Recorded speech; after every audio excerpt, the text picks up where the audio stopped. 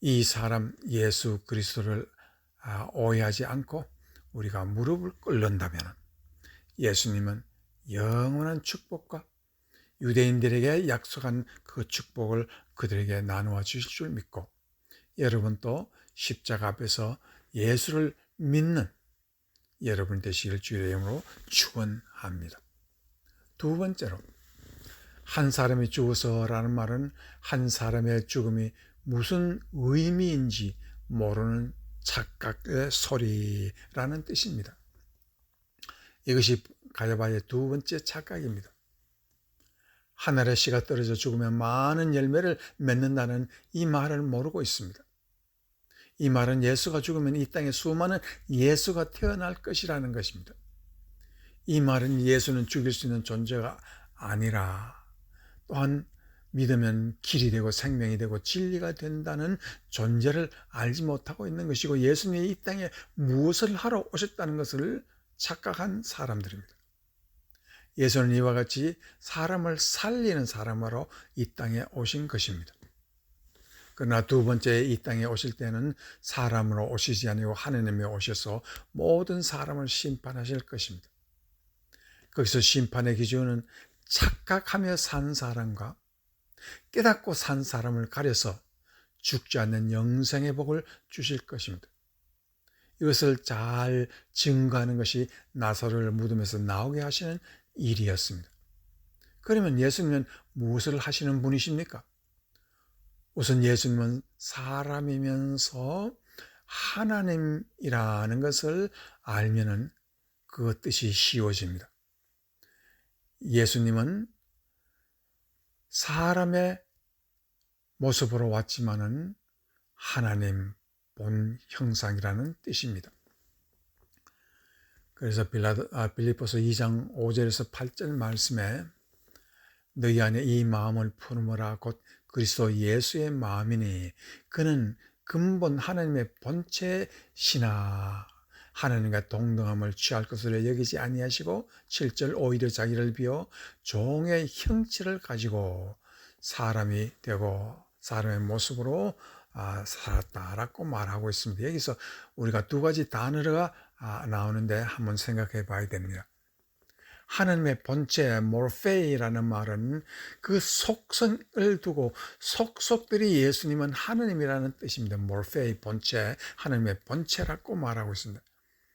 그러나 인간의 모습에서는 종의 형체라고 할 때 스케이마라는 뜻은 외형적 모습을 말하고 있습니다. 예수님은 속성상 절대적인 하나님이지만 현실에서는 사람의 모습으로 살고 있다는 것입니다.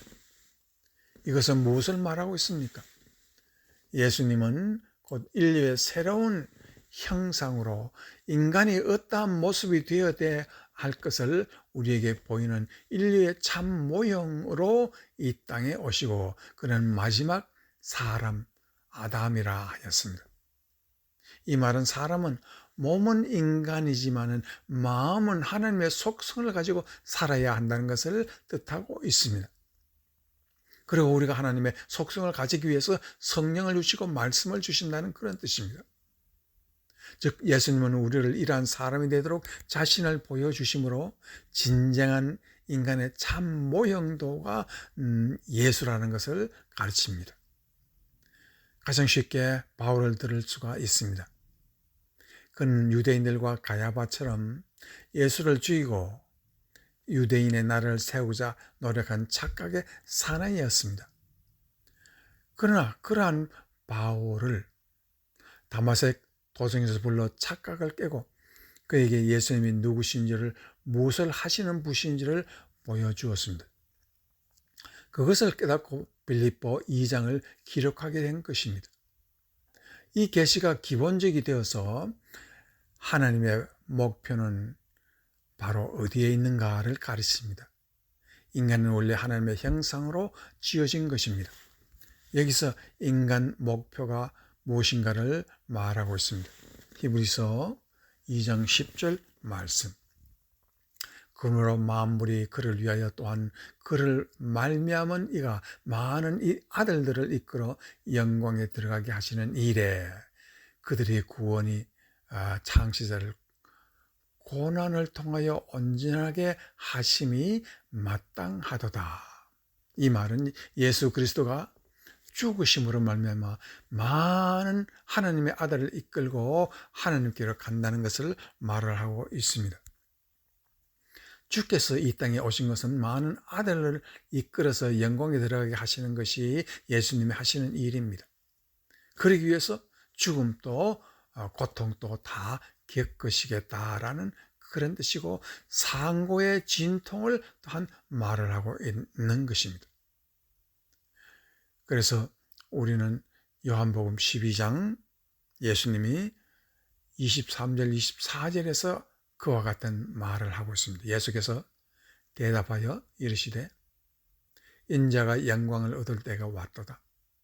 내가 진실로 진실로 너에게 이르노니 하늘의 미랄이 땅에 떨어져 죽지 아니하면 하늘 그대로 있고 죽으면 많은 열매를 맺느니라.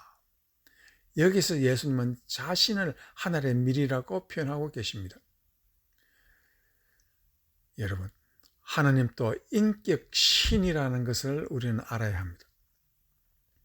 우리처럼 슬퍼하고 서럽고 고통스러워 또한 외롭다는 것을 아시는 분이 하나님이십니다. 그렇게 외로운 사람을 찾아가서 위로하는 분이 또한 하나님이십니다. 그래서 그리스도 예수님은 성부 하나님을 위하여 그가 할 수 있는 최대의 선물은 자기 닮은 아들을 낳아드리는 것입니다. 그래서 성부 하나님은 그리스도께서 아버지를 공경하는 것 같이 아버지를 사랑하고 가족이 되는 많은 예수 믿는 사람을 만드시고자 합니다. 그런데 창세기 6장 5절에서 8절 말씀에서도 그와 같은 놀라운 말씀이 기록되어 있습니다. 여호와께서 사람의 죄악이 세상에 가득함과 그의 마음으로 생각하는 모든 계획이 항상 악할 뿐임을 보시고 땅 위에 사람 지었음을 한탄하사 마음에 근심하시고 그랬습니다. 그리고 특별히 8절 말씀, 그러나 노아는 하나님께 은혜를 입었더라고 말하고 있습니다. 이 문장에서 하나님도 사람처럼 같은 감정의 존재이심을 잘 그리고 있습니다. 이 세상 모든 존재에는 없는 인간에 위한 특별한 속성을 주신데 그게 자유의지입니다. 천사도 마찬가지입니다. 그러한 인간에게서 그들의 마음을 보니 너무 악하고 한탄스럽다 하시면서 근심하셨다라는 말을 하는데, 이 근심한다는 말은 하나님께서 두고두고 반복해서 가슴이 찢어지는 듯 아프다라는 뜻이 있습니다. 즉 하나님은 사람을 보니 사람과 똑같은 마음으로 사람의 아픈 마음을 하나님도 그대로 느끼고 계신다는 뜻입니다. 그런데 노아는 은혜를 입었더라는 말은 그대로 지키면 노아는 하나님의 눈빛에서 매력을 발견했다라는 뜻입니다. 즉 은혜라는 매력이 무엇일까요? 분노하시는 하나님의 이면에 너무나 외로우면서도 사랑을 갈구하시는 인격신의 모습이 보였다는 그런 뜻이 되는 것입니다. 그래서 누가복음 9장 46절 48절에서 예수님이 제자들 가운데 변론이 있습니다. 누가 크냐라는 변론을 하는 것이 있습니다. 그때 48절에 보면 그들에게 이르시되 누구든지 내 이름으로 이런 어린 아이를 영접하면 곧 나를 영접하며 또 누구든지 나를 영접하면 곧 나를 보내신 이를 영접함이라. 너희 모든 사람 중에 가장 작은 그가 큰 자라라고 말하고 있습니다. 여기서 예수님은 어린아이를 거론한 이유가 무엇일까요? 어린아이는 엄마가 없으면 살지 못합니다. 집안의 강아지는 separation anxiety라는 것이 있어서 떨어지면 못 사는 이 불안함이 있습니다. 그와 같이 사람만 외로움을 타는 것이 아닙니다.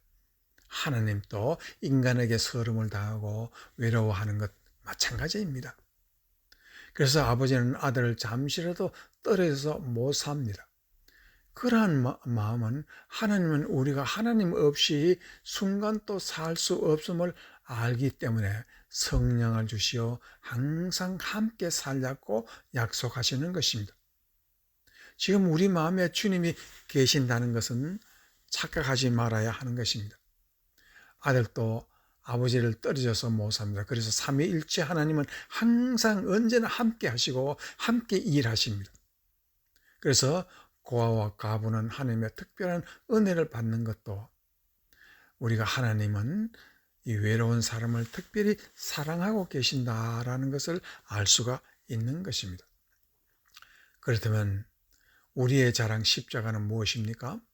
하나님은 외롭고 가난하고 참으로 어려운 사람들을 멀리 하시지 아니하시고 죄인 죽어야 할 저희들을 가까이서 살리시고자 하는 그것이 십자가의 뜻이 되는 것입니다.